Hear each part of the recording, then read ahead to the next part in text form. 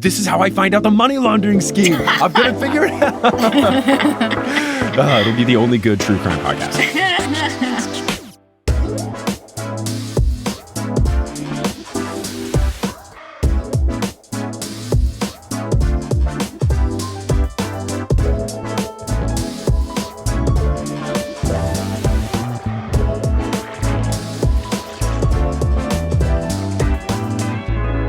What's good? Thank you so much for tuning in to another episode of The Newest Olympian. My name is Mike Schubert. I'm the titular Newest Olympian. I'm a grown man who didn't read the Percy Jackson books as a kid, read them as an adult to determine if this is a book series that the world has been sleeping on, said that, yeah, we've been sleeping on it. And now the TV show hopefully is helping to make the world not sleep on it. And now we're talking about the TV show. We are here on this quest. I'm not on this quest alone. I am joined by two fantastic folks who you've heard on the podcast before. And by the powers that be, it's worked where you have found yourself here for the Luke Hermes episode completely by chance. It is Phoebe and Emily from Monster Donut. Folks, how's it going? It's going good. Hello. Purely, this was like months in advance of just like when I was putting together who I wanted to have on the show. And it was just complete chance of like, episode 6 sounds good to have Monster Donut folks on. And then it just kind of all worked out with timelines and everything like that. And you found yourself back talking about the things that you were originally on the podcast for that you wanted to call dibs on because it was about your hometown in Connecticut. And here we are, wildly. Book 5 has found its way into episode 6 of season 1. I know. When they mentioned May in the show, I was like, very fun stuff. I'm very excited to talk about this episode of the show. Before we get into it, though, now that you're repeat guests, I believe I've asked you some of the repeat guest questions. Have I asked you what your nectar and ambrosia would taste like? Have we done that one yet? No. Okay, so that's like the next one that I do because I've asked, I believe, what cabins you'd be in and how you found the books. So your nectar and ambrosia, like ideal food, ideal drink, what would they taste like for you? For nectar, a blue raspberry icy. Nice. Classic. Ambrosia, I feel like it has to be something warm and spicy, like a buffalo wing. Ooh, I like true. that. Yeah. every time we get food from a place that we haven't been, that like Phoebe hasn't been before, her first thing she'll say usually is not spicy enough. Oh, I like that. You could take on the gauntlet of either Hot Ones or whatever Buffalo Wild Wings calls theirs thing, whereas I would be a tiny baby. I like spicy, but there's a certain threshold where I just can't handle it. So I commend you for your spiciness tolerance. I haven't yet found my threshold. Ooh. So we'll have to find it someday. I don't know. Yeah. We'll have to do your hot sauce journey. Yeah. Find that maximum. What would be your calls, Emily? Oh man, I have the worst time picking favorites of anything. I have a note in my notes app that's just top 5s so that if people put me on the spot and ask me like, what's your favorite this, I can pull it up because I often forget. That's so good. That's a good tip. Because it comes up so often that people ask you for your top 5 on the spot, you know? Just like they come up to you on the street and they're like, hey, top 5. Sometimes, I don't want to ever be caught off guard. What if Billy on the street stops me and it's like, for $1, what are your top 5 favorite movies? Like, that's $1 I could be making. So I'm going to go with my first instincts. Ambrosia, I think it's got to be my mom's mac and cheese. She makes the best mac and cheese. It's a childhood core memory. It's so good. Like everybody who's ever had it is like, oh yeah, this is it. This is the stuff. I think for nectar, right now it's definitely coffee. Like that's classic. I need it to function. It heals me. Yeah. Also, as we're all in the distinguished member of the press camp where we are making tons of content, which is a good, wonderful problem to have. I know. It's been amazing, but also I'm ready for a nap. I look forward to the big nap that I will take after I finish posting stuff about episode 8 and everything. But let's get into episode 6. Episode 6 is called We Take a Zebra to Vegas. Sticking with the fantastic chapter title, episode title situation. Before we get into anything, though, I want to get into something that I forgot to talk about in episode 5, which was we never get the warning from Nereid of to not trust the gifts. And in this episode, when Nereid comes back, I was like, are we going to get it? And we don't get it. And I think it's because the show is trying to make a spoiler alert in case anyone doesn't know what happens. Like, we're going to be talking book 1 and maybe overall series spoilers. But I think they're really trying to keep the Luke spoiler under wraps. Like, there's been a lot of different things to keep it not clear. And I feel, at least when I read it, once she said that, I was like, oh, that it has to be Luke. Like, I was a little suspicious. And then that made it very clear. It was like, well, that's the only gift was Riptide and the shoes. And I feel like Riptide is not going to be something untrustworthy. Like, I don't think that Chiron's going to be the big bad. So her not saying that makes it where you just don't have that as easy of a thing. But also, we do lose out on one of my favorite exchanges from the book, which is when Percy goes, wait, at the river, you said not to trust the gifts. What gifts? And the narrator goes, goodbye, young hero. But alas. You're right, though. I totally didn't even realize that line wasn't in the show. I completely forgot it existed. Yeah. I mean, for me, it was like the moment. So I think for me, it just really sticks out because that was my big old light bulb moment. But anyway, this episode does begin with Kronos ? Though according to the captions, at least, he is the headmaster. And it is in the same school room where Percy had his, what happened to Nancy talk. And I believe this person was there. So that was the same headmaster, right? This isn't like we've actually semi-revealed who's going to be cast as Kronos. Yeah, no, I think it was. I was also looking out for the Rick cameo again. I was like, that'd be pretty funny. Did you catch it the first time? Because I completely missed it the first 4 times I watched it. I didn't see it until we were at the premiere and he was big. Once he was big on a big screen, I saw it.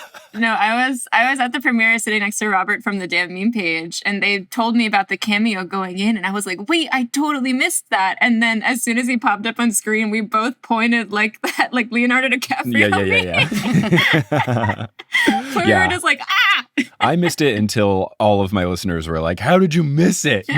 So I made sure to watch this episode multiple times before hopping on the mic here so that I could catch any sort of thing. And there is one minor thing that I caught that I'm very proud of. Ooh. So at least I've got that. But of course, I'm going to miss the something where I'm sure one of the extras was something, though I'm big on, I don't think Nico and Bianca were in the background because then they would have had to like cast them. Yeah. And that's a whole thing where you have to get all complicated if you recap. Like, I don't think that was anything, though I did love the background extra stuff and all their costumes. That was very, very cool. Yeah. And then people like watching too would be like, Nico and Bianca D'Angelo, do they own the sandwich shop? Easter egg? Yeah. Another thing I missed on my first couple of watch throughs of the first one.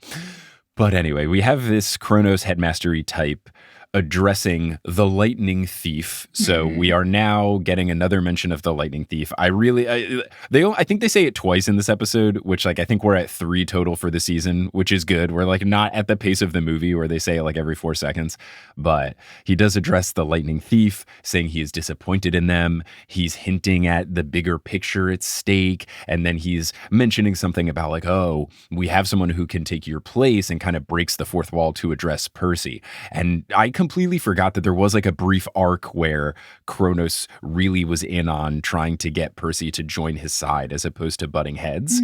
And this was a nice refresher for me. Yeah, I spent most of the Lightning Thief and also most of this season just trying to figure out what exactly Kronos wants from Percy when. I'm still trying to figure it out. Yeah, my interpretation was always like, if Luke doesn't pan out, I'll get this kid to help me, kind of thing. Maybe that's exactly what it is here as well, but that was at least always my read on the situation. Was like, Luke seems pretty good, but if not, there's this other guy who could be fine. Though it does feel like a big risk to have a child of the big 3 / a now forbidden child, which I love as a term. I think we should all roll with it and accept it as canon because it's far less clunky than child of the big 3. What I also think is interesting about this headmaster thing, I'm wondering if this is just a season 1, we're delaying until we can cast Kronos as someone big, famous, and important, or if this will be a motif where like there never really is a Kronos. Like it just keeps changing to either people in Percy's life or vague CGI hooded people with lanterns like we saw earlier in the season. I feel like it could go either direction, and I think it's fascinating of what they will do with Kronos, because it wasn't until I talked about it on the show, about them like quote unquote not casting Kronos, someone on Reddit was like, well, you don't really see him, right? And I was like, oh yeah, that's true. It's always just like a voice, right? Like in the books, there's never like a corporeal Kronos until he Lucifies, right? Yeah. Yeah. He's like, I think in the mythology, they kind of keep it where it's like he's been like cut into a bunch of different pieces and like scattered. So he doesn't like, it's like a big question mark if he even has like a form. Yeah. He's also like one of those primordial titans. Like, I think the titans have forms in mythology, but like you get far back enough in Greek myth and it's like the sky. Like they don't really have like bodies. It's like chaos, the concept. I do like the idea of him taking different forms, though, in the future, like in Percy's dreams. I hadn't really thought about like that as the future. I was just thinking about how much I like Nick Borain's voice as Kronos and how I don't want them to recast him because I just want it to keep being Nick Borain for a while. He was the dream voice guy from before. Is he in something else, or did you just enjoy this guy's voice? He's in from Black this? Sails, which everyone should be watching. Unsurprising. I look forward to my future Black Sails deep dive after we and Daphne Olive, staff writer, and some other folks talked about Black Sails for a good like 35 minutes in the Met.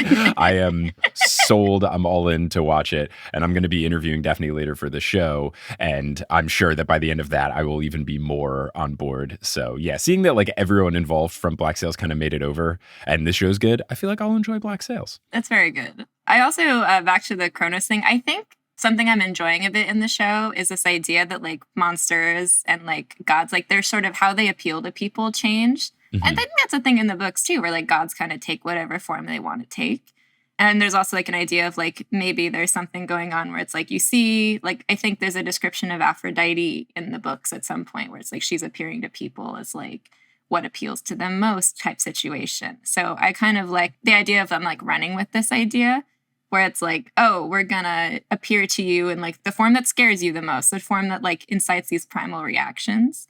Because then you sort of get a window a little bit into where they're at that moment, too, as characters. Yeah. And what's also fun about that is because the show is not afraid to show us things from other people's perspective, even though it's mostly Percy, there is the possibility that we would get like someone else's dream. It's not out of the question that we could see what Kronos looks like to Luke if we just get like a one-on-one thing with them, not necessarily like a Percy saw this dream kind of thing, which this one is, which is why I guess it would take the form of his headmaster in the room where he got expelled from Yancey, you know, something that truly did scare Percy. Yeah. I was thinking about this a lot too with like the keeping Gabe as the prophecy vehicle, for example. Which I totally forgot was from the books. I completely forgot that. We talked about it a bit because I was like, does this ever happen again? And we were going through it and we were like, oh, Percy never gets a prophecy again from the Oracle. He never gets it from the Oracle again? Or are you just saying the first one? No, in the first series, he never, like, it's always someone else that gets the prophecy.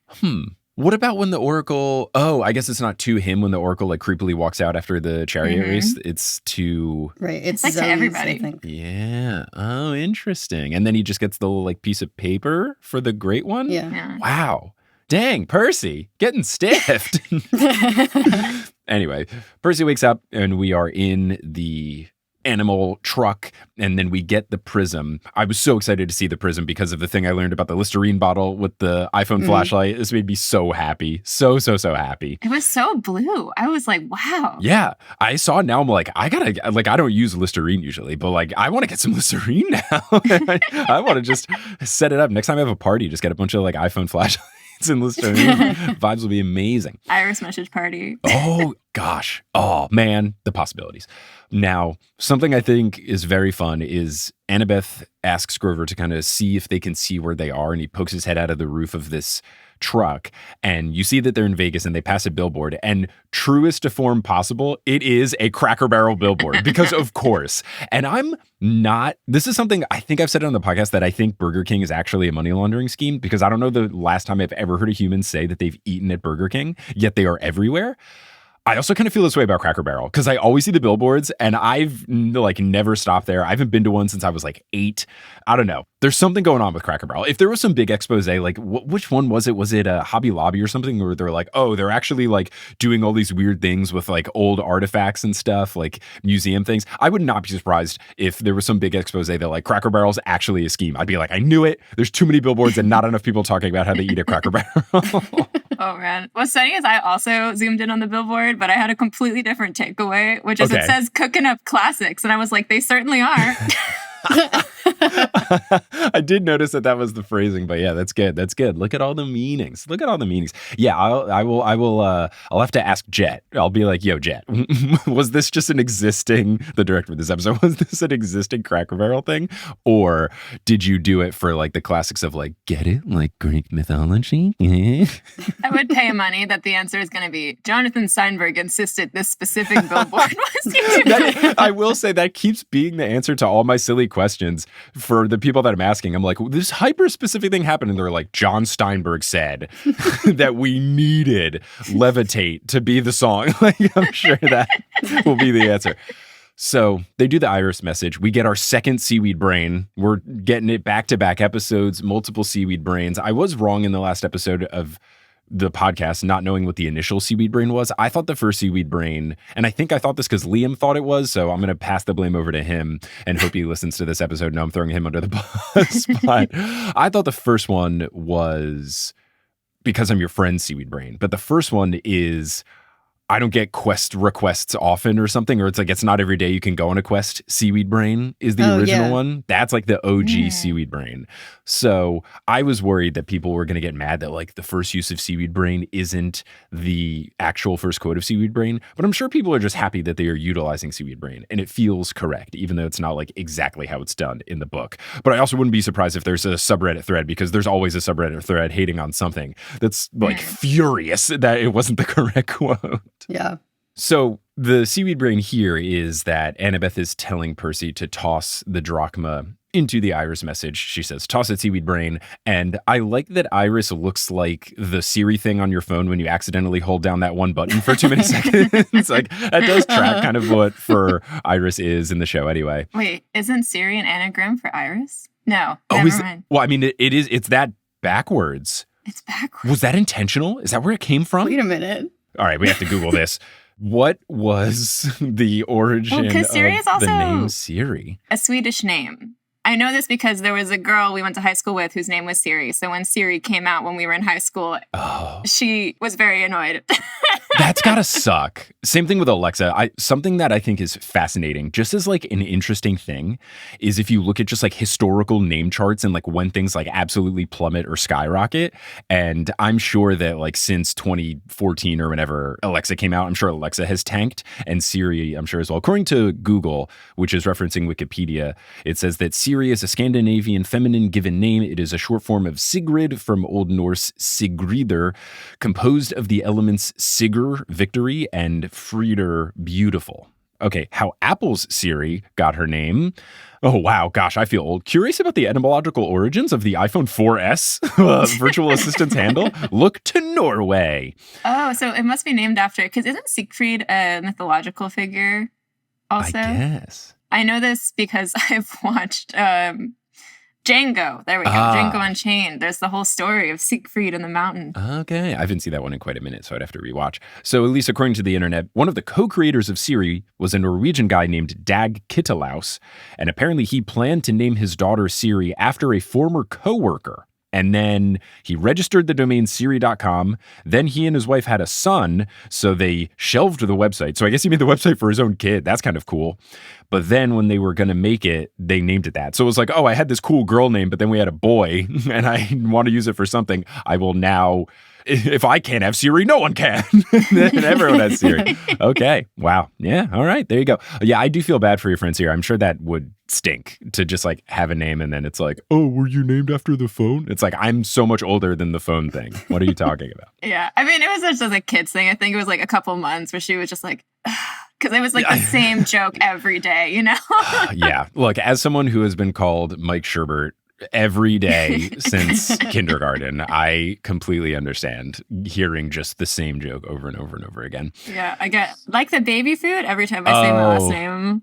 But your last name's not Garber. No, it's Garber, but everyone says Garber, so what can you do? That sucks when they're wrong. Like one that I would get when I got a little older is like when I was in like middle school and high school, because my nickname for the longest time has been Shubes, and people would be like, as a joke, sometimes they tried to call me Pubes. And I'm like, my name, though it's spelled like that, you don't call me Shubes. So that is incorrect. Like, if you're gonna make some sort of funny thing about how my nickname sounds, like, at least call me Boobs, because that like is the same sound. Like, I know it's spelled differently, but like, this is how much of a nerd I am, is like, people were bullying me. And I was like, no. You could be doing a better job. Let me explain to you.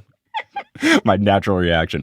Anyway, Percy Jackson. So they are Iris messaging Luke, and Luke says that Chiron is holding down the camp with both hands. Okay, but how many hooves?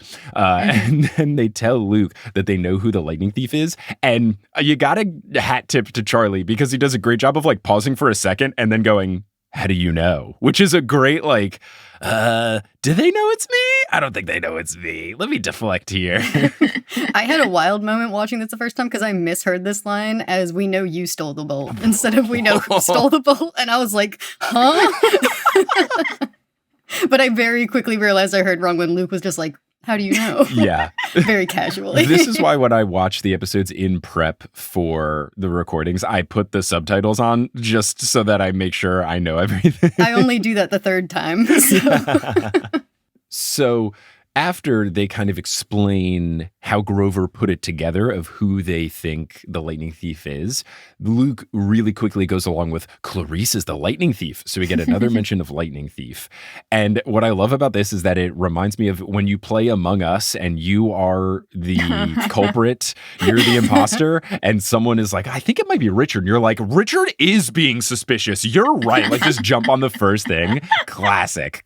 So I like him doing that. I think you just created a new segment for the cast to do. I want to see this now. Yes. Oh, it'd be so funny if they're playing Among Us and Charlie's the imposter.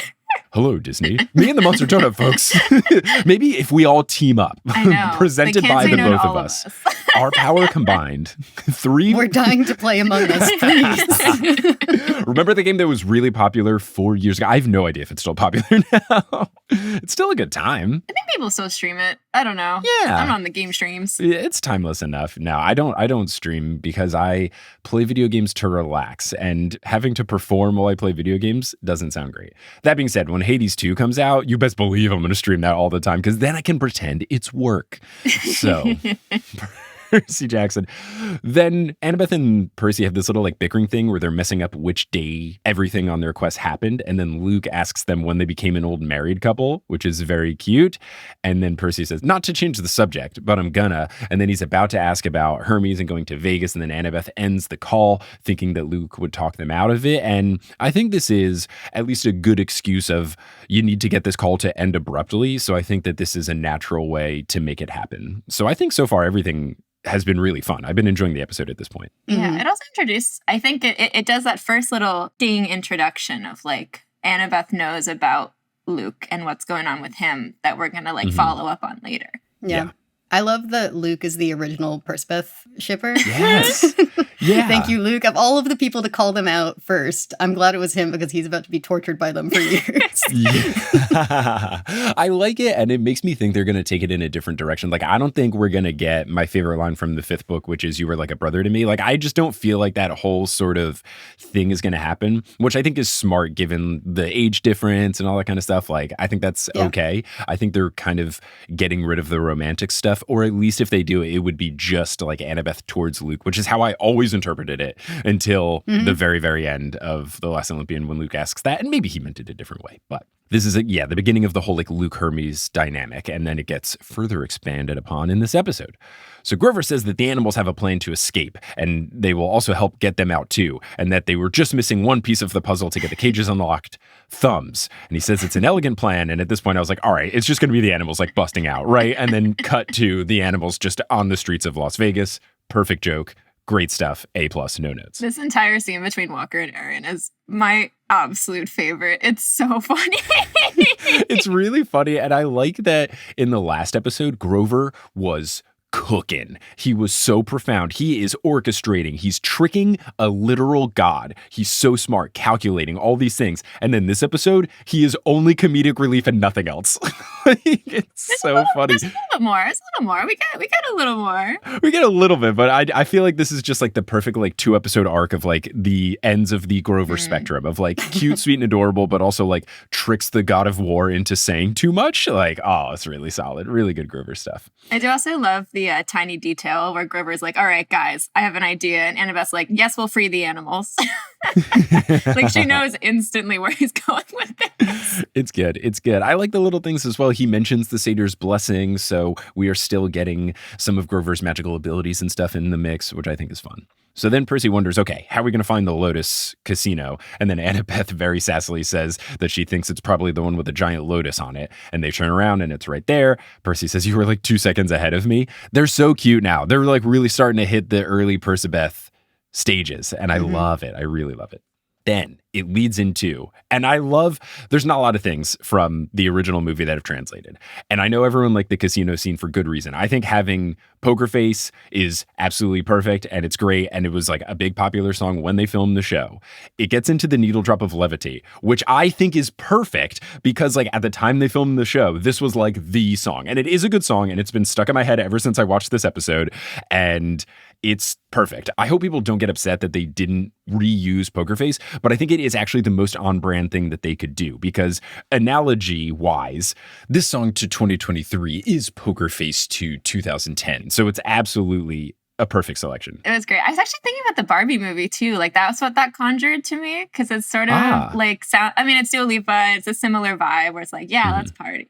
I love Dua Lipa. Yeah, I'm a big fan. What's the one with the really good bass line about if you don't want to see me dancing with somebody, why the heck did you come to the club? Don't Stop Now. That one's great. Or Don't Start Now? Don't Start Now. Don't Stop Now is the Queen song. Don't Start Now, Dua Lipa song.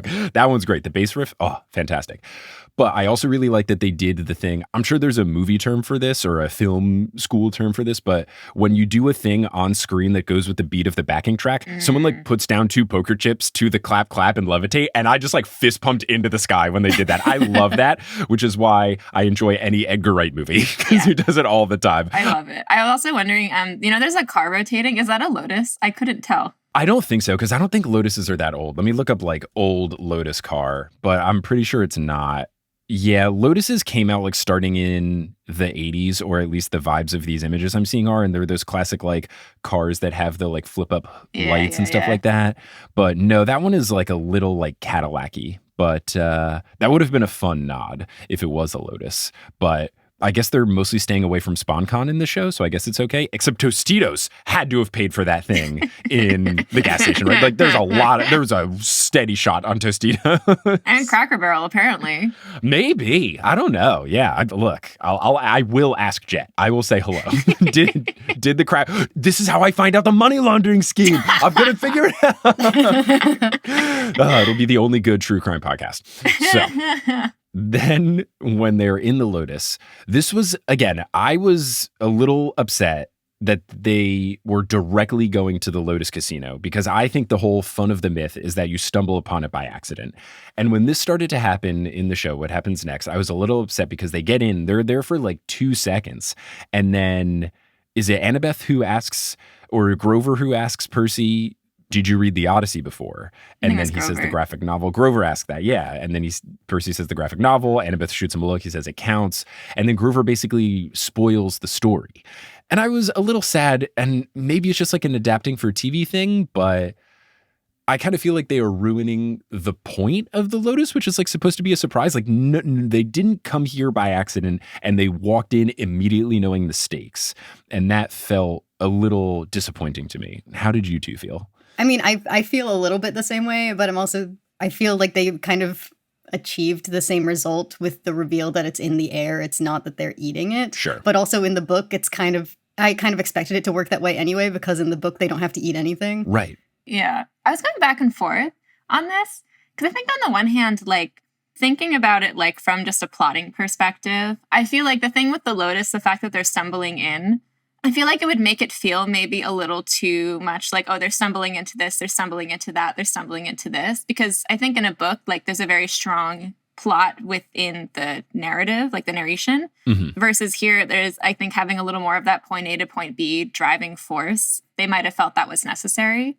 I think the other thing is I was thinking about how convenient it would have felt if Hermes just happened to be there. Yeah. Well, weren't they told to go there because he likes to hang out there? And then you think, why does Hermes like to hang out in this random casino? And then over time you realize why he likes to hang out in this random casino. It's because it's full of travelers who can't go anywhere anymore. Yeah. Yeah, I think and I don't know like what led to the decision, but I think it is one of those, however they decided the overall story should take form, it kind of made it like a natural thing. And I do like how they got there. I feel like you still kind of like get the vibe of it by the end, but I feel like you have to go back a couple of steps. Like it would have had to have been a thing. And this is something Sherry had suggested in our last episode. It would have had to have been Ares being like, just go to vague Las Vegas to find Hermes. And then they would have had to stumble in on the casino and then found him for it to be like the true way it is in the book.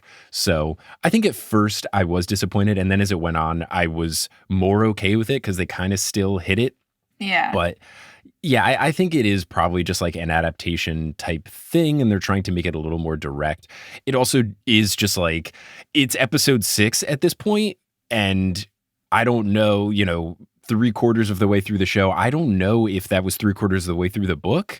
Like, I feel like they're a little, like they need to like speed it up a little bit, because now by the end of this episode, it's like, oh, okay, episode 7 will be Underworld and episode 8 will be, Olympus. So I think it's more of just like, you got to do it. I think the only way you could have made it different is like if this episode was longer, but this is one of the shorter episodes. It's another 33-minute one like episode 4. So I don't know. Yeah. And I mean, there's enough here that I didn't find myself missing it the first time. I just sort of realized afterward that, oh, they didn't do that. Yeah. I don't think it's like the biggest deal. I was a little miffed at first, and then as it went on, I was like, all right, I think they still got it. Now, we also get our first wise girl drop in this episode where he calls her wise girl. And I wonder if it was intentional or if it's just how it happened, but it felt like he kind of like had a pause in between wise and girl. Like he wasn't fully confident in saying it. And I don't know if that was an intentional, like, sound a little awkward when you say it because this is and always has been the retort to Seaweed Brain, or if it was just like the way the line delivery happened. Because I've always envisioned it as like wise girl, like really quick, but he kind of said like wise girl with like a bit of a pause in between. And I'm curious if that was an intentional choice. Yeah. So then Annabeth just warns them, don't eat anything. And then Grover goes, why were you looking at me when you said that? Perfect. True to Grover form. And then they're walking around the casino. Shout out to the Foley department because they hit like that classic like casino noise. Like, I don't know what the thing is, but like the doo doo doo doo doo doo doo like kind of thing is in the background. Absolutely nailed it. And they split up to find Hermes, and Grover goes one way. Annabeth and Percy go another way. She starts explaining the backstory of things while the classic 80s song, the I Ran So Far Away song, is in the background. Great. Love the music choice. And Annabeth explains that May was a seer. She saw too much. Luke blames Hermes for it. And this is where I noticed the costuming of the extras in the background. And I feel like this is something that was tweeted a long time before the show came out, that they intentionally did this stuff where they dressed all of the people from different eras. But you can see if you look in the background, like people dressed from all different eras throughout the 1900s. And it's really cool to see all the different styles, but like no one questioning it. It's nice. Mm-hmm. Yeah. That's my favorite part of it, is that there are people who should not be standing next to each other who are standing next to each other. Yeah, it's fun. So then Grover sees Augustus, who is apparently a friend of Uncle Ferdinand. This is a new thing, right? Like, I didn't forget our old pal Augustus. I don't think so. Cool. Unless we all forgot him in the Lotus Hotel. So he's got like a bag, which I thought was popcorn. Later we learn it's nachos. And I was thinking, oh, is the lotus flower the popcorn? But then we later learn it's just in the air. This guy thinks he's found Pan, which of course can't be the truth. And we cut back to Percy explaining to Annabeth his dreams and his most recent one and how it feels different, how it feels like he was eavesdropping in on someone else's thing as opposed to something being told to him or something being about his past or future. And what I liked here was that Annabeth is kind of getting along of like, oh, you're listening to this person talk to who Annabeth thinks is Clarice. And then rather than say the lightning thief, Percy says to the person who stole the master bolt for him, which is like when you're writing an essay and you have said the same phrase too many times, you're like, how do I restate this in a different way? Because I've said it 3 times in 3 sentences. The person who stole the master bolt for him, which like good. I don't want them to say lightning thief too many times. It was the worst when they did it in the movie. So I'm glad they are finding other ways to say it. But it's so funny because he like takes a beat before he says it too. So like your brain fills in, oh, the lightning thief. Yeah. So then Percy is a bit curious about the future stakes. He's like starting to understand what's going on, and it was kind of heavy-handed in the dream, so it makes sense that he's putting it together. He asks what they should do. Annabeth says she doesn't know. Percy is shocked, and she says, there are things I don't know. And then Percy really sweetly says, yeah, but if you don't know, what chance do I have? Oh, look at Percy. He puts so much faith in Annabeth. Like last episode with him saying, like, you're better at this than me, to get her to let him sit in the throne. Mm-hmm. It's really cute. It's really cute. What I'm also wondering here, because Annabeth and Leah's facial acting has just been so great in these past couple of episodes, was it just me, or did it look like she was kind of holding something back here? Like, is she starting to be suspicious of Luke but doesn't want to say anything because she likes Luke? Or am I just like reading too far into it because I know the answer to who is the titular lightning thief? I wonder if it's about Luke. It might just, because I think in the book, she does kind of know there is something bigger going on. Like, I remember a scene where he's telling her about his dream, and she's like, that doesn't sound like Hades. Yeah, I think at least she's like questioning the general consensus thought that it's Hades. So I wonder if that is what this was, but I don't know. I think it's interesting. You could always kind of see she's calculating. Yeah, she's thinking 9 steps ahead. You know, she's like, okay, let's see. Well, let's diagram out this God war. What's going on? Why is it happening? So we're back to Grover and our old pal Augustus. This is where we learn that the bag of popcorn is not popcorn. It's actually nachos. And then this is where we see, oh, you don't need to eat, because Grover kind of gets under the whim of the Lotus, and he is excited to do whatever Augustus wants him to do. So then we cut to Lin-Manuel Miranda playing craps, and we have what I love as a movie trope, which is the end of a joke that you don't hear the beginning of, and there doesn't have to be a beginning of it. And I think it's just great. It's something about a baby being washed ashore and then saying, oh, they're wearing a hat. And then everyone's, like, great. I don't need to know the first half. It's perfect. I was like, is this some kind of Easter egg that I'm missing? Is this a Hermes story? Of course, I don't know. I knew. I was like, this is going to be one of those things, because this is something from The Breakfast Club, which is like a movie I enjoyed until I got old enough and rewatched it. I was like, this is actually so bad in so many ways.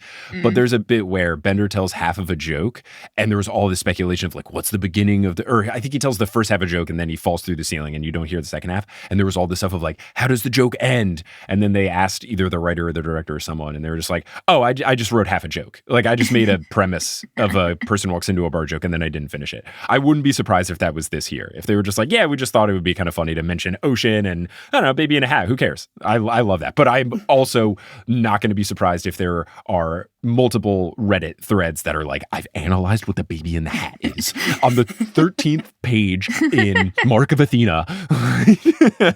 So I've analyzed what the baby in the hat Have you? Do you have a guess?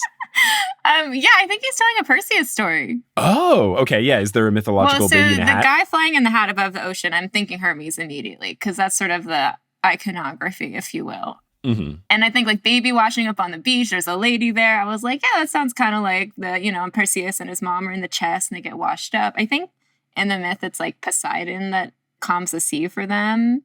But then also I think Hermes is involved in the Perseus story too. So I was like, I think this is what this is, but I'm not sure. Okay. And I thought that would be a funny joke for Hermes and Hermes alone, like just an inside joke with himself where he's like, oh, I'll tell the Perseus story right as he shows up. I didn't even, in my head, I assumed the baby was wearing a hat. I wasn't thinking that she looked up and saw someone wearing a hat. I also thought it was baby in hat. I don't know. Like she was just the drama of finding a baby wearing a hat and looking up to the sky and shouting he's wearing a hat. 100% what I thought it was. That's exactly where I was. And that is why reading comprehension was my worst SAT subject. No, because that could be it though. That could be, I could be wrong. I've gone on these deep dives before and been completely wrong. Like I've done that before. I'll like go off somewhere and be like, this little detail means this. And then we'll see like press interviews afterwards and they're like, it means this, and it's just completely wrong. Look, you miss all of the shots that you don't take. So you gotta swing for the fences. Why not? So we then get Hermes talking a little bit, and he's clear that he is bitter about his role. He says, oh, I exist beyond space and time, kid. Why do you think they put me in charge of the mail? Which I think, are there like mythological backgrounds to that. I feel like Hermes being bitter about his job like is a thing, or am I just confusing that with maybe like the Percy Jackson interpretation of Hermes? I feel like when he said this, I was like, right, that does track with some other interpretation of Hermes that I've come across before. I mean, he's the god of travelers, and that, I mean, his main like things that you would see all the time, I think we even talked about when we were on the pod the first time, were these things called herms, which are like basically these little like stone cairns, basically like stone stacks all over the roads for like protection and stuff. Right. I mean, the evolution of like Hermes as a god, there's a lot of people that have done deep dives of like, where did these gods come from? I think for Hermes, he might have gotten conflated with like a more like a Persian god. It's interesting where this all comes from. That being said, I feel like the assignment of him, because he is like also sort of the messenger god, also just like, it kind of all just tracks to me. Like I never sort of question. I think where he like you see dissatisfaction in Hermes though, which is really interesting, is I think what he brings up a little bit later, because he is also responsible for bringing people to the underworld. Like that is one of his jobs. Right. Yeah. I think I'm now remembering in true to me form. I'm pretty sure it's in Hades, the video game, where Hermes is upset that he is just the messenger because has like a separate role than the other Olympians, where they all are like up in Olympus and he's going back and forth. You can still get power-ups from him and stuff, but I think he has a couple lines about being bitter about always kind of being the relay point in messages. That probably is it. But anyway, back to Percy Jackson. Annabeth then just drops the Luke bomb on Hermes saying, we're friends of Luke, and that really kind of makes him pay attention to them. And then he teleports them to a new room to talk. And before we get into this, we'll take our mid-roll break here, the lightning brief, to talk about podcast updates, stuff like that, and then we'll get into this scene and the rest of the episode. Hello and welcome to the lightning brief. Don't worry, I will keep it brief. I won't be like Hermes where you go, what the heck? How have 85 minutes passed? Just a few quick updates for the podcast. I am putting together all of the different content that I have around the show. I've been doing some other interviews and I have some fun stuff planned. So make sure you are subscribed to the show wherever you get your podcasts, because some things might not come out on the standard schedule. And then also, if you go to thenewsolympian.com/about, I post what the next 4 things on the feed should be. And as referenced in this episode, I definitely will be taking a break at some point after I finish coverage of the show, but I still have to figure out exactly how many things I'm going to be posting, because I have some interviews yet to release and I got to figure out, will it be a bonus episode? Will it be a full episode? All that kind of stuff. And I'll post about things on social media so you can find us there. Something else you can find on social media is I made a fun reel going further into why levitating is the perfect song choice for this episode. So you can see that on Instagram at Newest Olympian, and probably I'll post it to Twitter as well, which is also at Newest Olympian. Now, if you want to see me live in person, you can do that. We've got a fun run of shows coming up in 2024. We have 3 shows in Florida in February, and then we have a show in Denver that is almost sold out on February 18th. I think in the last episode I accidentally said 8th. That's the 18th.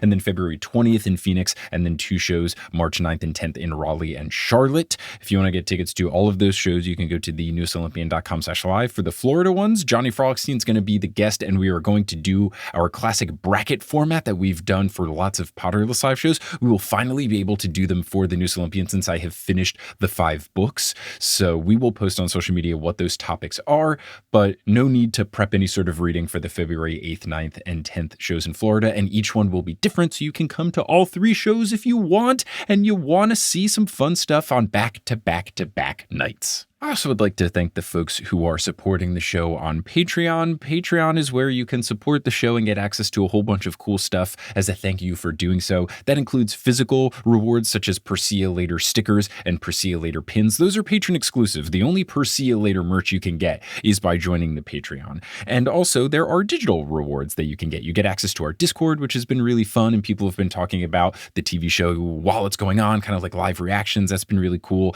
And then there's also lots of bonus content. I put up a bonus episode where I did a video of me going over all the different covers that the last Olympian has had. I've been posting director's commentary. We did a monthly Q&A live stream where you can ask me any sort of question. So lots of fun stuff over at thenewsolympian.com/Patreon. And I want to give a shout out to the folks who have joined most recently. So shout out to our newest demigod tier patrons, Natasha. I buy Discord and other fabulous prizes. Great reference. Benjamin Gayton Jr., daughter of Hephaestus number 17, and Squidward's grumpier cousin. Thank you all so much for your support. May Aphrodite bless you that whenever you are putting together your outfit, everything just matches perfectly. If you're all caught up on the newest Olympian and you're looking for a new podcast to listen to, you are in luck because as an independent podcast boy, I make a whole bunch of podcasts and I'm very biased, but I think they're very good. One that I think you would enjoy is Meddling Adults. Meddling Adults is a game show podcast for charity that I host, and guests compete in a contest of solving children's mysteries from classics like Scooby-Doo and Encyclopedia Brown, and the winner earns money for a charity of their choosing. We just finished season 4 recently, but we are posting an emergency episode kicking off season 5 very early, and then there will be a big gap between season 5 episodes 1 and 2, but we got a very special guest who is promoting something. So to thank them for being on the show, I want to get the episode up very early. And it's the most famous person I've ever had on any of my podcasts, which is wild. So if you want to listen to that, go head on over to meddlingadults.com or search for Meddling Adults wherever you get your podcasts. It should be up this week if you're listening to this episode the day it came out. Now, before we wrap up here, you're going to hear words from a few sponsors who make it feasible for me to be a full-time podcaster. Some of those ads will be read by me. For example, we have a promotion going on with the clothing brand Quince that makes very affordable, very soft, ethically sourced clothes. And some of the ads won't be read by me. Those are inserted locally. So if you live in Las Vegas, don't be surprised if you hear an ad about how what happens there stays there, baby. Woo! I've never been to Vegas and I don't know that I ever will. But once those ads are complete, we'll get back to this episode of The Newest Olympian. Okay, we are back there in the new room. Before we recorded, you all let me know that you found the helmet behind them on Etsy because you were deep diving. What led to this? It does cost $1,000 and there's only one left. Get it now! What I've been doing when I watch every episode of the show is just zooming in detail on everything in the background. I've been like, what is this? I spent like hours on the Hephaestus cave last episode. But yeah, I was zooming in because I was like, oh, I'm curious if there's anything going on here. Because something that is props to the show creators is the fact that every time I've done it, I have found something. Cool. It's really fun. Yeah, so I was just trying to look up, is these someone's specific helmet? Like, what's going on here? And it looks like most of them are just kind of general set dressing. But the bust that you see on, the shelf is one of Hercules. So that's interesting. Oh, cool. And then I also wrote in all caps in my notes, cameo alert, my favorite vase. There's this really, really gorgeous Minoan vase with an octopus on it.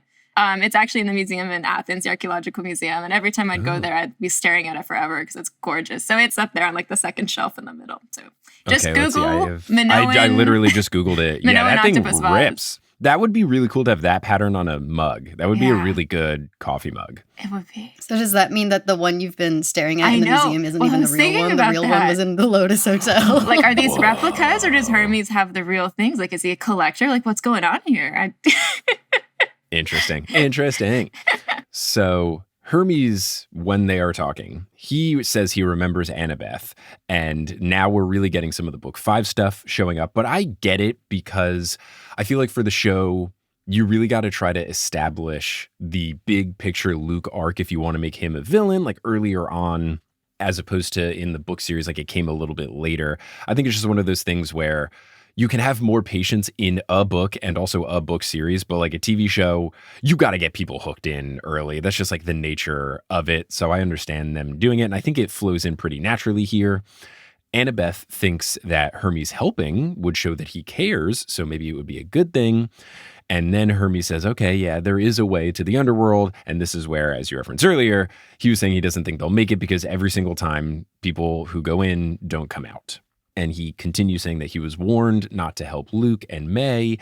He was warned that he would make things worse, but he went anyway. And then he didn't just make things worse for Luke. He made things worse for all of them. Yeah. So very much the Connecticut book 5 chapter has found its way here into the Lotus Casino. Yes.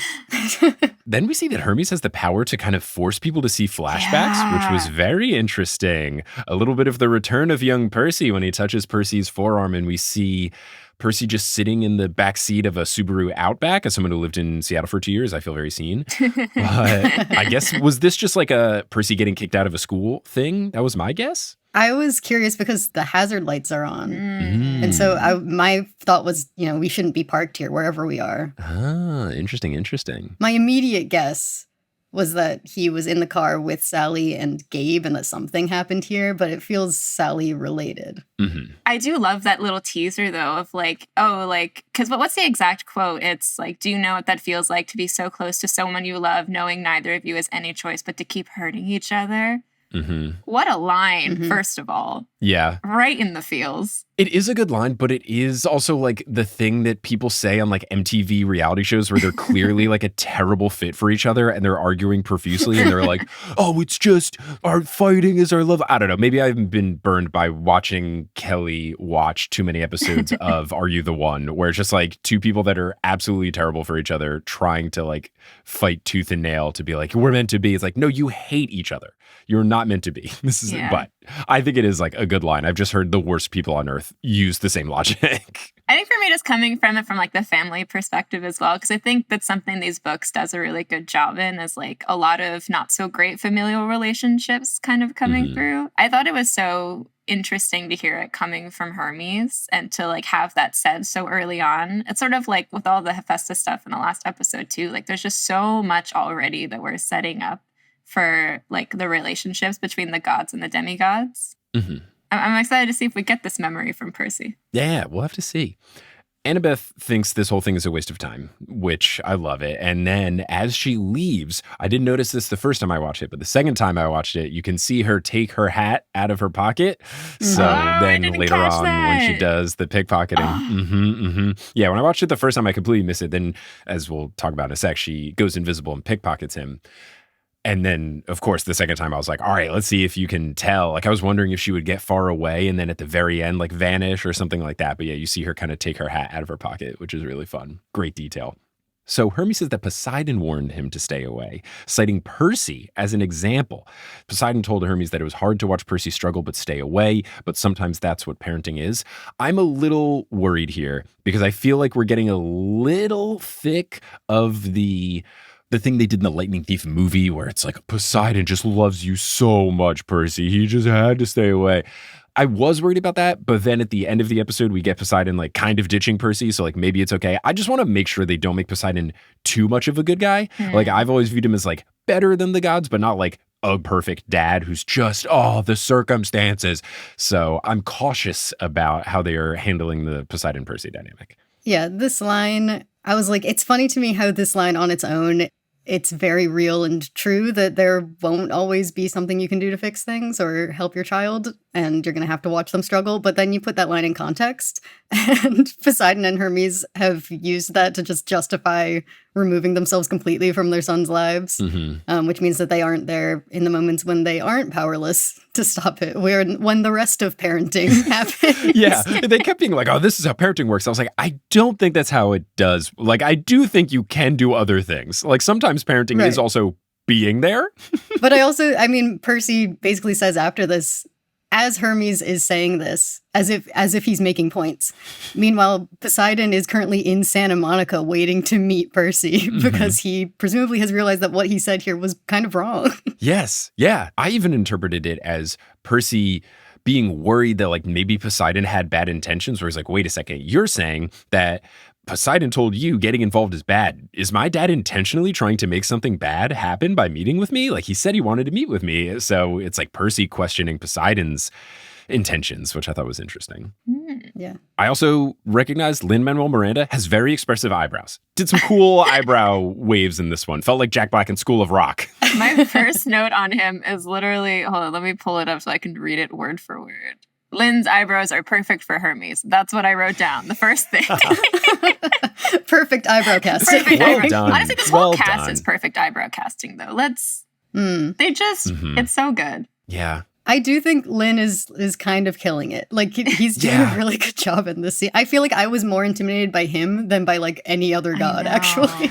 He is doing a good job, and by the end, we get no bits of Lynn singing. The first thing I did when I watched this episode is I did just scrub the episode to see if it was going to be a musical number, because there were all those rumors of like, this episode was co-written by the guy who wrote the musical and Lin-Manuel Miranda's in it. And I was like, oh my gosh, are they going to put a musical number in there? And I'm Glad that they didn't.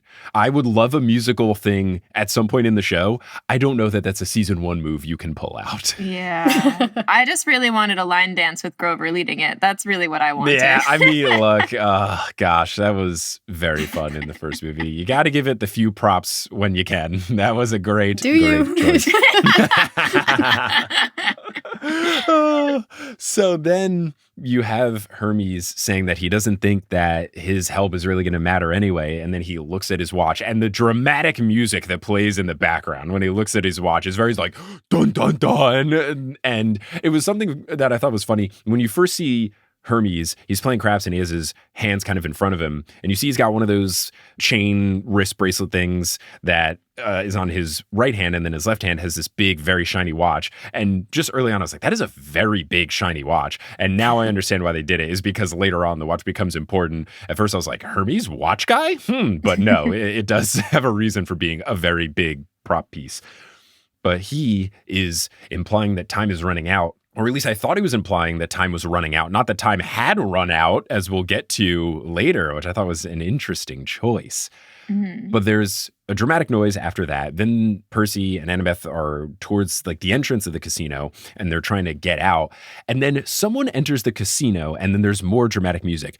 Do we think that this is someone? I was confused at like what else they would be looking at. They kind of showed it on screen for a long amount of time.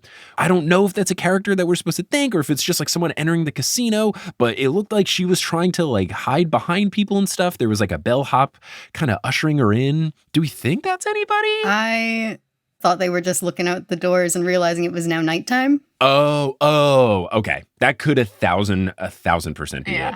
I did have the same thought process as you, Michael, the first time I watched it. I was like, who is that? Yeah. I guess that makes sense with the night, because I wouldn't have thought anything of it, except they showed it for a really long time. So my thought was like, why do they keep showing the door? Does this person matter?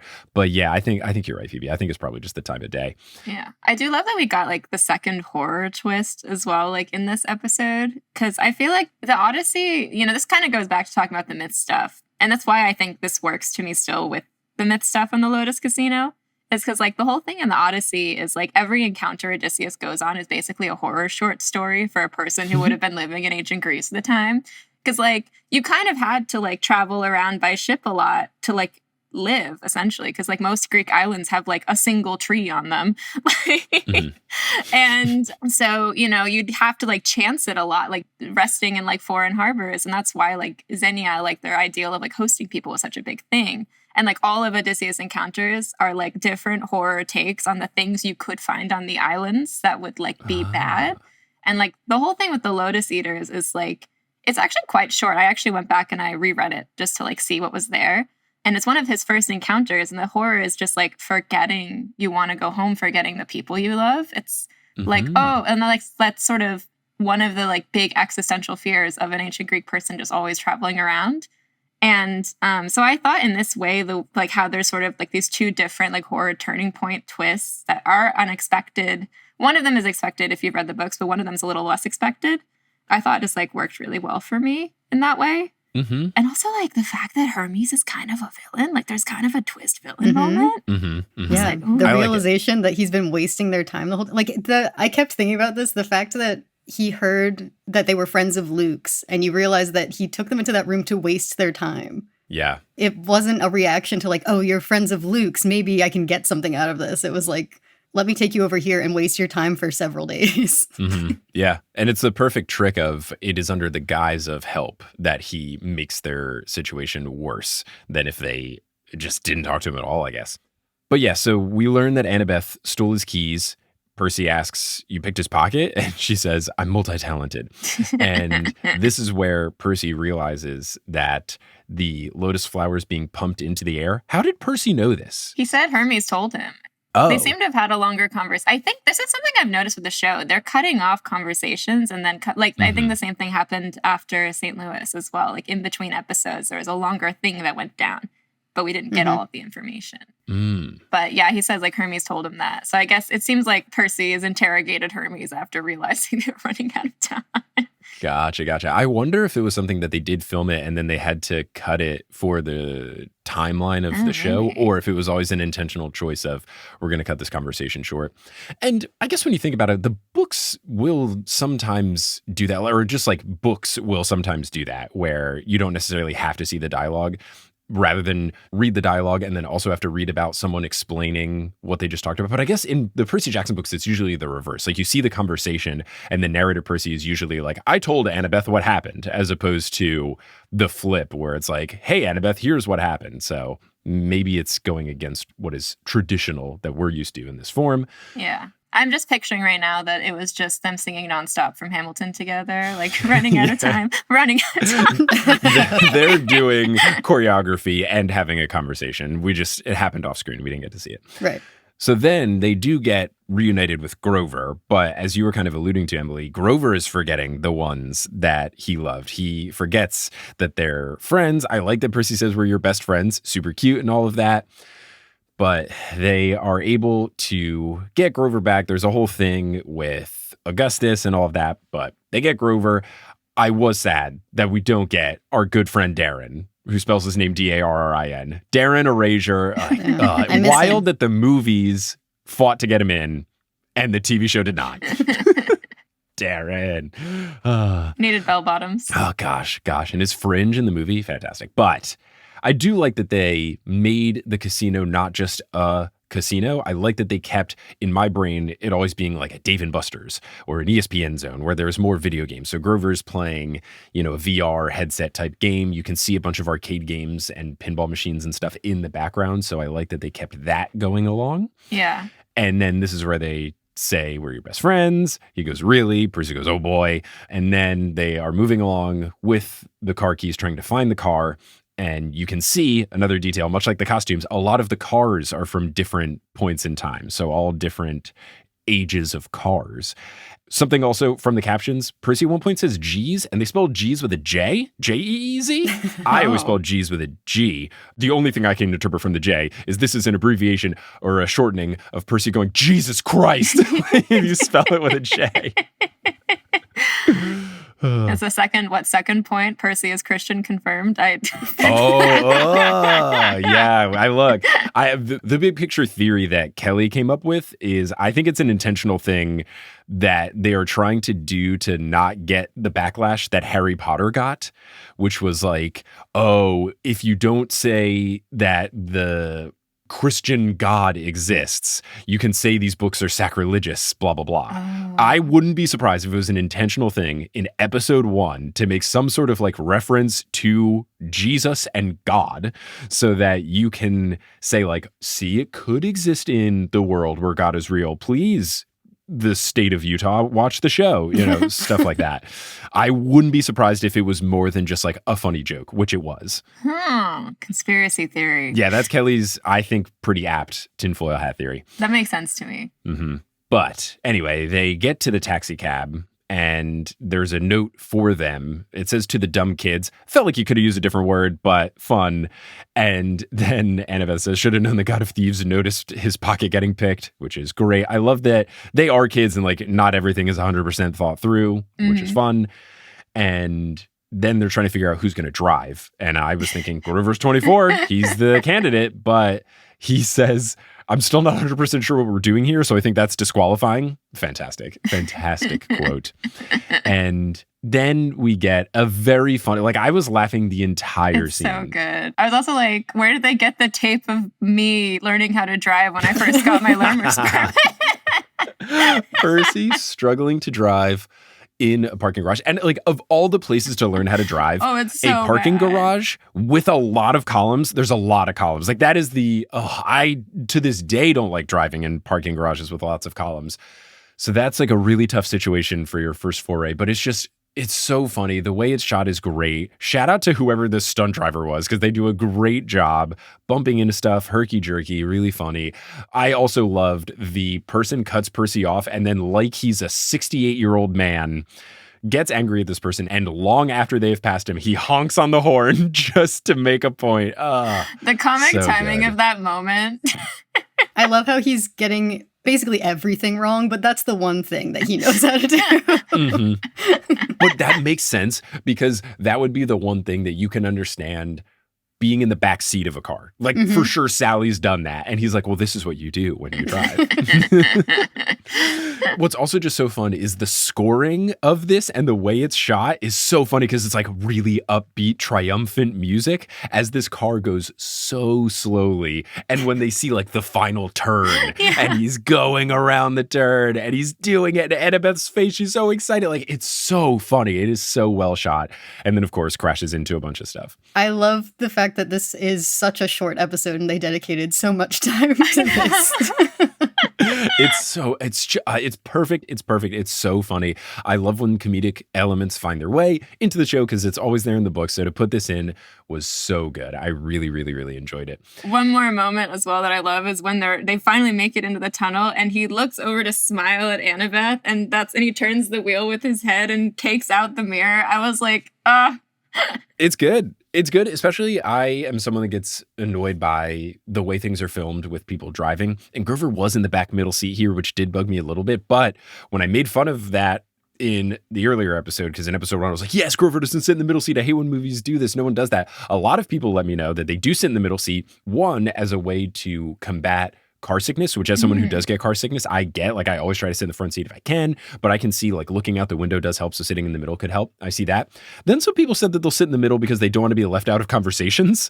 And I was like, maybe talk to your friends about facilitating a conversation better, because you sitting here versus you sitting 2 feet to the right shouldn't change that. I understand the instinct of you, but talk to your friends about being more inclusive in conversations. Like, that passenger should be doing the thing like look in the rearview mirror, turn around sometimes. These are the things that I'm always calculating. I try to always facilitate good conversations. Yes, I did improv comedy for a decade. I do think in some cars, though, the sound system can be the problem, because if the speakers are like in the door, it's kind of hard to hear, like no matter what you do. But also turn the music off. Or yeah, teach their own. But anyway, the driving, so fun. So yes, the look and then turn into it is perfect, because something that does bug me is when people cannot look at the road for like 20 consecutive seconds and not get into a car accident in movies and TV shows. So they do that. They are about to get hit by a truck, speaking of car accident, and then the car does magically teleport them to the beach. So I was very excited. Percy's going to meet Poseidon, and then Percy goes into the water, and then the Nereid comes back, and I was like, oh, are we going to get to see her cool form? But now she's a lady? Like, still kind of has the bits when she looked more like a funky jellyfish angel, but now it's a lady, which I think more tracks, I think, for her description in the book. Like, does that hold true to mythology, that she's more humanoid than like vague shape? Yeah, I think most of the time with the nymphs and stuff, the way they're depicted as humanoid, they might have like little bits and bobs here and there. Like, I know like Triton, like some of them have tails. Like, yeah, I think that's mostly the way we see them. Got it. And then she says that the deadline has passed. This is a change from the book, right? It was just like the deadline was going to pass soon. Yeah, in the book they make it. Yeah, okay. So I'm really intrigued. This is one of those, okay, let me watch episodes 7 and 8 before I get upset about this, but I am a little curious as to why they did it. It feels, at least at this point in time, like it was just an excuse of why Poseidon wasn't there, which does feel like you didn't have to make it that way. Like Nereid could have, I don't know. I'm interested to see where it goes. It is like a dagger in the heart moment, though. You know, where they get all the way there, they make it, and she's just like, he waited as long as, like, the way that line is delivered, it's just like, oh, no. I also think our faith in Poseidon as a father is, like, fairly fragile at this point. You know, we've only built it over the past 2 episodes. And so I like this moment as one where it's shaken a little bit, where you're like, was he even here? I'm not really sure. Ooh. Like, I don't know how much I trust that this won't be the way it is for forever, that you won't be the one who meets me every time. Yeah. I also think, and I think they have done this at some points in the show, it also could be something where Well, we need the people who've read the books to feel a little bit of the stress. And this would make anyone who read the books be like, wait, no, what? Huh? Like, that was my initial reaction. I was like, wait, no. Like, that antsiness when I, try to submit a college paper at 11:59:59, and then it turns to 12:00:01. And I'm like, oh, no, wait, I was clicking submit. It took too long to load. So I'm like, is the war going to be going on when they come out of the underworld? Like, what? Yeah. What's going to be happening in episode 8? Right. So if the decision was we wanted to also make the book readers feel a little bit of stress and suspense, and it, doesn't change the story that much, I think that's a completely valid reason. I think there's been stuff throughout the season. I thought at first the Chimera fight was going to happen on the train just based on seeing it. I know you and I think you went back and forth on your episode about like, was it the train? Was it the arch? We were both right. Yay. But yeah, at first I was like, is the St. Louis thing not actually going to happen in the arch? So, and then also on the arch, it's like, is Annabeth going to fight the Chimera? What's going on? So I think they're doing some stuff to keep the book readers on their toes as well. So if this is that reason, I applaud it because it's fun. I currently am like, what are they going to do? And I was already going to watch all the episodes, but now I'm like really intrigued to see how they handle this. So I think it's fun. Yeah, it's very cool. And having been watching Black Sails for the last week now, I mean, I've picked it up again just to see. They love to stress you out. They stress me out so much. It's their favorite thing to do. To stress me out. This is my fear. Everyone keeps telling me, you got to watch The Bear. And I know it's just like a stress show, but it is also a stress cooking show. I need to find the correlation of like people who enjoy The Bear versus people who have worked in a restaurant, because I worked in a restaurant for 3 years, and I need to know, will I like it or will I hate it because of that? Like, will I feel too seen by this show? And I was never a chef. I'm assuming they're chefs and it's chef stress. My stress was just more of like, the people at Papado Seafood Kitchen don't know the difference between the oysters on a half shell and the fried oysters, and they've ordered the wrong one. And I've brought them what they've ordered, but they're convinced that they ordered the right thing. We had 2 appetizers. I hope they've changed it. One was called like Oysters Papado, and one was called the Oysters Trio. One was like a sampling of raw oysters in the half shell, and then one was a sampling of like types of fried oysters in the half shell, but then like fried. And people get them confused all the time. We also had the cocktail shrimp and the shrimp cocktail, which were 2 different things. Oh my, it's like they wanted you to get, like, they wanted people to yell at you. Like, what are they doing? You were set up. It was all a plot. It was all a ploy. So Nereid to Percy says, you were released from your quest. And Percy basically goes, I don't care, which I love. So Percy, so good. And then I'm screaming at my laptop here, give him the pearls. And then she does. But there's 4? What's going on? What's going on? Now, so like theory time of what, like in the books, they leave Sally behind. And that's the you failed to save what means most. Mm-hmm. And then how does she get back? Does Hades just like bring her back because he's like, oh yeah, it wasn't you? I forget how she gets back. I think Poseidon brings her. I think I just know I remember in the book it's like Poseidon's like, oh, by the way, I brought your mom back. Okay. She's doing just fine. Yeah. And then in the movie, they leave Grover back and then he has sex with Rosario Dawson and then he gets back. So that's how. I forgot about that. Oh my. That's how you get out of the underworld. You either have a pearl or you make love to Rosario Dawson. But the 4 pearls, like the prophecy still says, fail to save what means most. So are they going to lose a pearl? Or is there an extra person that they're going to need to use it on? I'm very intrigued. And again, this is just like, let me watch episode 7 and 8 and I'll see what happens. But I don't know. I'm intrigued. And I hope I don't get mad. I hope it's something fun. Or maybe it's something where I could see like, oh, story-wise, they had to do this to move it along. But also then like the prophecy is still there.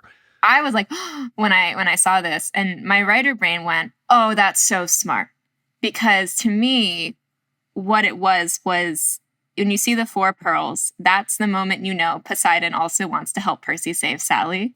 And it's just like, oh, he cares about Sally. Like he gave him 4, one for like that moment to me was just so impactful in terms of the pro Poseidon camp as the dad. It was like, okay, like he can't be here, but he still gave you more than what you needed to succeed. He's not forcing you to make this horrible choice that in the books they're like have to have a whole debate about before they even go into the underworld.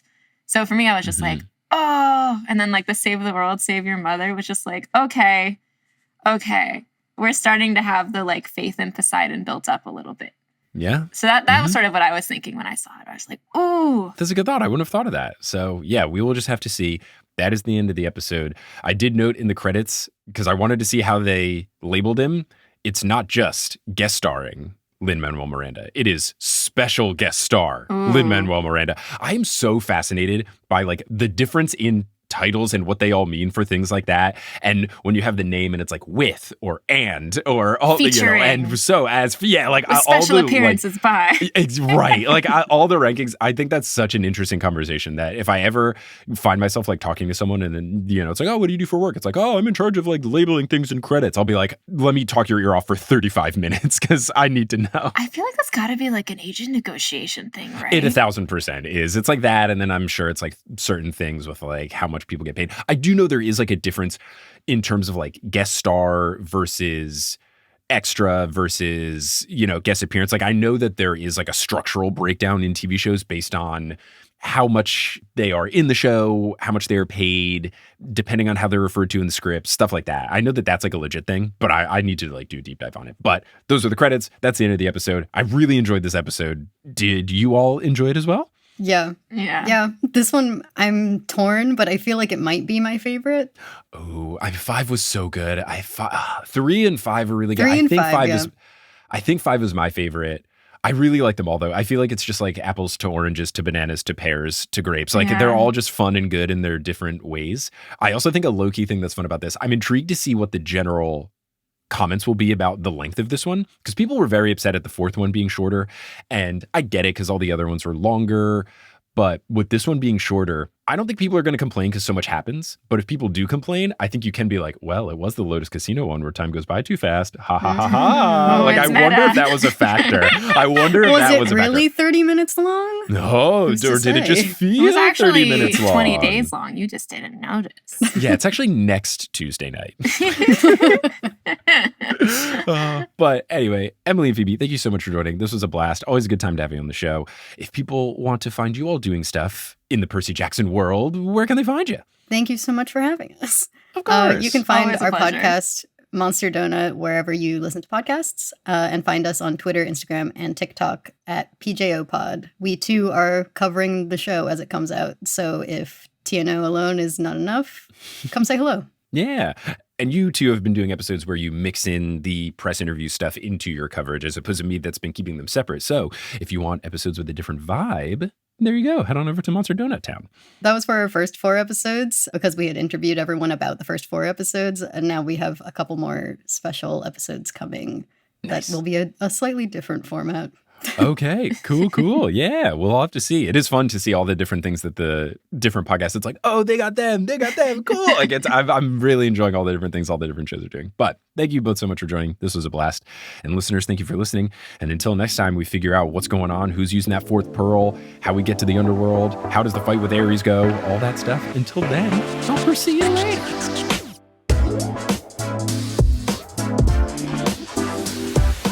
Hello. Thank you so much for listening to this episode of The Newest Olympian. This podcast is created, hosted, and produced by me, Mike Schubert. I also run the social media and the website. Our editor is Sherry Guo. The music is by Bettina Campamanes and Brandon Grugel, and the art is by Jessica E. Boyd. If you can't get enough of the show, you can find us on social media. We're at Newest Olympian on Twitter, Instagram, and Facebook, and we're on Reddit as well, reddit.com/r/The Newest Olympian. And if you really can't get enough of the show, you can check out the bonus content for the podcast at thenewestolympian.com/Patreon.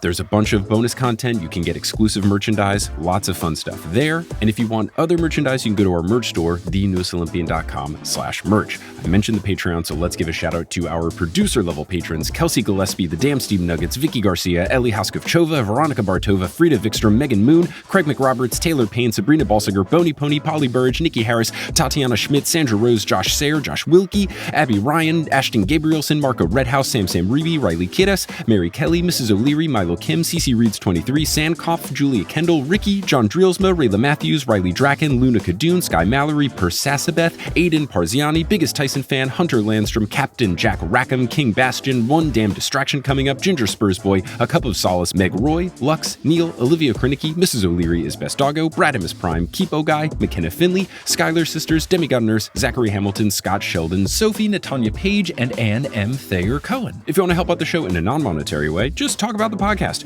whether that is posting about it on social social media, or reaching out to someone that you think would like the show, or just leaving us a rating and review on whatever podcasting app you are using. All of those things help. Spreading the show's existence via word of mouth is essential for the podcast, so I'm very appreciative to anyone who has done that in the past or will do it in the future. But I'm just so thankful that you tuned into this episode, and I hope you tune into our next episode, where we will be joined by Johnny Frolickstein to talk about episode 7 of the Percy Jackson TV show. But until then, I'll see you later.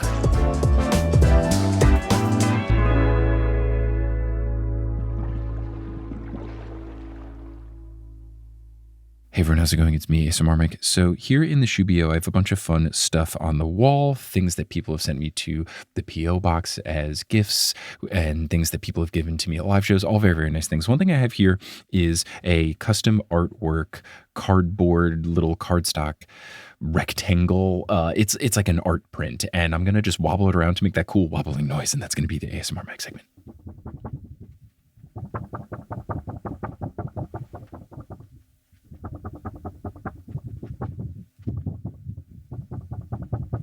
I have no idea if the microphone picked that up or if my audio cleanup software cleaned it up, but hopefully you enjoyed that, and thank you so much for listening.